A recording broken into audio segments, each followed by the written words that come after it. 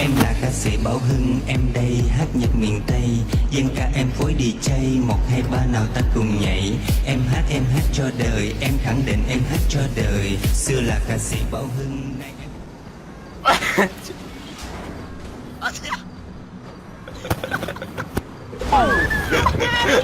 He needs some milk.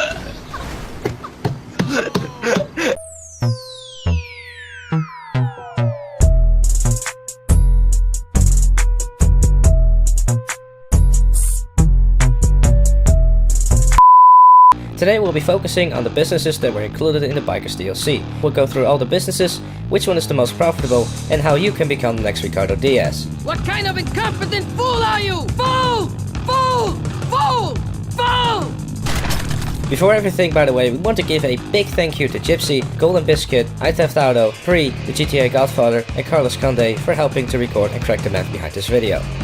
Before we start, we want to point out that the businesses follow the same path as CEO missions. You'll only be able to play these in public sessions, but differently from CEO, the biker business does not require a constant persistence of the player to make money. With the crates, you had to buy goods, recover, and take them to your warehouse, and once you bought enough, start the selling mission. The business in the Biker DLC instead works on their own, while the player is free to do other things like playing heist, free mode, time trials, premium races, death matches, etc. Businesses only require supply missions from time to time, and when you're ready, the selling mission, making this DLC good for those who still play the game every day. Cryptocurrency received, so I guess we have a sale. Let's go back a little. In order to start a business, you will need a clubhouse. Which one you choose is up to you. It will make a difference. Once you have acquired your not so shiny new apartment / garage, you will need to purchase a business. These businesses range from $650,000 to $1,852,500. The cost is only related to the location and does not affect the production rate, the difficulty of the resupply or selling missions, etc. Once you've bought your new meth, coke, weed, counterfeit documents, or cash business, you need to reach the building, get inside, and start the setup mission. This is simply a mission where you will get all the supplies to get your operation up and running. Alright, as you can see, we're almost good to go. Just need this first batch of supplies and we'll kick into gear. Exciting time. After you've done that, you will have the option to choose what upgrades you want to apply to your business. The equipment upgrade will speed up the production rate, use less supplies to create product, and improve the value of the product itself. That means more money gained while selling for the same amount of product. This upgrade also changes the look of the interior. Like the equipment, the staff upgrade will improve the overall value of your product and speed up the production rate by placing more people inside the interior. These new staff members will take around 10 minutes to arrive. Finally, yet importantly, the security update will lower down the likelihood of being raided by the cops or enemies. Lower down, not removed. You can still be raided, and it happened to us while testing everything. Damn it. I knew we should have paid them off. We got corrupt cops at the business. Get over there and save the staff. Without the security update, the risk to be raided is definitely high. It even happened to us that we had to defend our business 3 times in a row. With the upgrade installed instead, the event became very rare. Another way to avoid being raided is to always dismantle your MC and activate it only when you're inside your clubhouse or any factory. There are numerous missions that can be activated as a business defense. A rifle gang can attack your factory, and in this case you have to survive 3 waves of enemies. Another mission instead is similar to the CEO one, with the possibility to recover the stolen goods and take them back to the factory.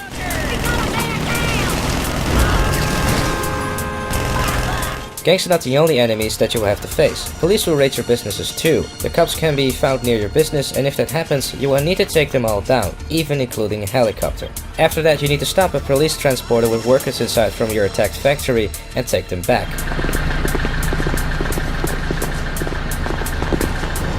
Another defend mission instead involves a snitch and a testimony. What you have to do in this mission is to reach the motel where the snitch is talking to the police, kill both the snitch and the cops nearby, recover the testimony, and bring it back to your business. The main difference between being attacked by a rifle gang or by the police is, in case you fail, that in the first scenario you will only lose product. In the second scenario instead, you will be arrested, the factory will be shut down, and all the products and supplies will be seized.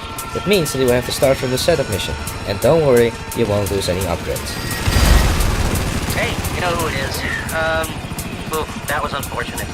Alright, the only advice I can give would be to upgrade security over there to try to protect against this happening again. Good luck. So, you have your clubhouse, your factory, and your business up and running. You don't need to wait to fill up your factory. You can sell your product as soon as you have some, or when your supplies have dried out. The game also gives you the possibility to make an easy sell or take a risk for more money. When you choose to sell the goods, you have two options: sell the merchandise in your county or outside your county. The difference between selling near or far is willing to take the risk to fail. Also, if you're alone and you don't have any friends, the best option is to sell as soon as 1 or 2 blocks of product are ready. By doing this, you will be almost sure to have one single vehicle to manage. That's because the more product you sell, the more vehicles will be involved in the mission. According to the upgrades bought and the type of business chosen, you will find yourself with a factory full of product to sell after 3 to more than 10 hours. And we're talking about real hours, not in-game ones. The Document Forgery business is the fastest factory to produce the product, also the cheapest to buy and less demanding supply speaking. With your equipment and staff upgrades, in 3 hours you will find yourself with a factory full of goods to sell. Without any upgrades instead, it will take exactly 5 hours. This is just an example, but the table you can see in your screen gives exactly the time necessary to fill up each and every factory with no upgrades, with only the equipment upgrade, or both equipment and staff upgrades. As you can see, the slowest factory is the one that produces methamphetamine. And without any upgrades, this factory and the cocaine one will require a full supplies bar to create just one single bar of product. The time will also be affected by other aspects. The most important is obviously the supplies. It's LJT. Guess who I just spoke to? The grow house. And you know why they were calling me instead of measuring soil nutrients or whatever the fuck? Because there are no plants. You need to go over there and do a resupply run, now. If you decide to buy the supplies instead of stealing them, your factory will receive and start working with them in 10 minutes. The problem with buying supplies is that one single bar will cost you $15,000. Stealing the supplies instead is free, requires a 5 to 10 minutes mission, and normally the more friends you have in your MC, the more supplies you will get from a single mission.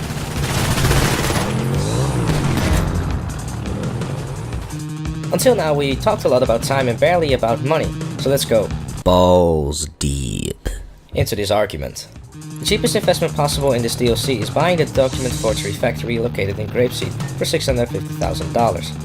Without any upgrades and by stealing the supplies, you will receive a full profit of $60,000 or $90,000, depending where you want to sell every time you sell a full factory of product. Assuming that every sell mission will be successful and you won't lose any vehicles or product, you will need to sell 11 full factories of product to obtain just $10,000 profit after break even. And we're not considering the money taken from your account every 48 minutes to pay the wages and the bills of your factory. Let's assume for a moment that you had a lot of money in your hands, and without thinking about it, you not only bought the 5 most expensive factories, but also upgraded all of them to the max. How much time do you need to repay your investment, considering the most money you can earn in 6 hours is a little more than $1.5 million? And also that you have to pay $30,000 every 48 minutes in wages and bills? Well, you'll need 72 hours just to break even. Is this a lot of time? Surely it is. We're talking about a full 3 days of immersion inside the game, repeating constant resupply and selling missions, but once you break even, this surely is a good way to make money, considering the fact, as we explained at the beginning of the video, that you're still playing this game on a daily basis. But what is the best way to make money through this DLC? Let's assume you haven't bought anything at the moment, not even a clubhouse, because you waited for this video to show up in your sub box in order to do the smartest investment possible. Let's start by saying that buying the cheapest factories and clubhouse in the Sydney Source, LMOC, and Grapeseed area is the best starting point possible for a lot of reasons. First things first, money. Money, money, money, money!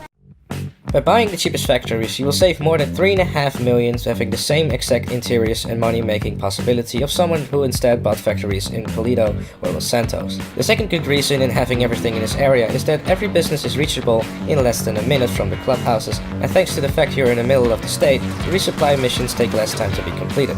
Last but not least, good reason in having all in this area are the Sandy Shore and the Grapeseed airfields. In both airstrips normally 2 to even 4 helicopters spawn. Most of the time even armed buzzards can be stolen to shorten up the time to reach the resupply object, ease up the defense missions, and allow friends and comrades to help you. Now that you find the area, let's talk about the factories. How many factories you need to buy is up to you.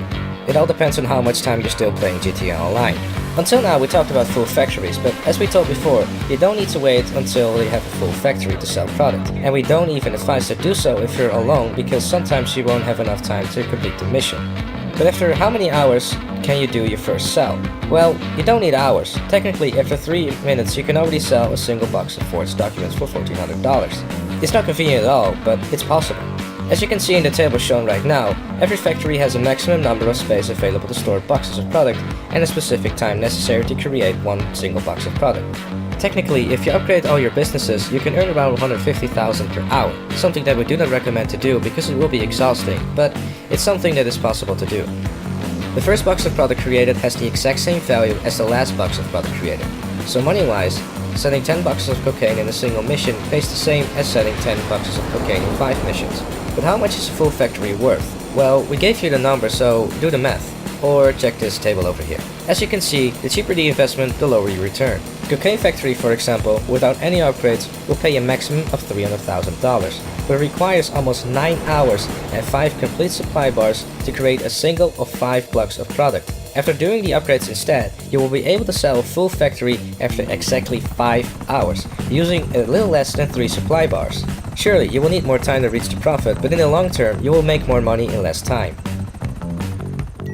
So, in short, in order to get an actual profit, you will have to stay for dozens of hours in-game doing your things while the factory creates the product you need. The best way to maximize your income is by buying these cheapest factories, install every upgrade possible, and keep the game running in the background with your character inside an interior. And in 6 hours, assuming every sale goes good, you will find $1.3 million in your pocket. But this is really for those who still play the game often. If you manage to get past the break-even point, the amount of money you'll be able to make will be pretty insane. Imagine doing a few Pacific Standard heists while you're waiting for your factories to fill up. Exactly, you'll be laughing to the bank. And that was it for this tips and tricks episode. I hope you found this useful. Thank you very much for watching from me, GTA Man, and the GTA Series Videos crew, and we hope to see you next time. That's a successful sale. The funds are transferring. Long John out.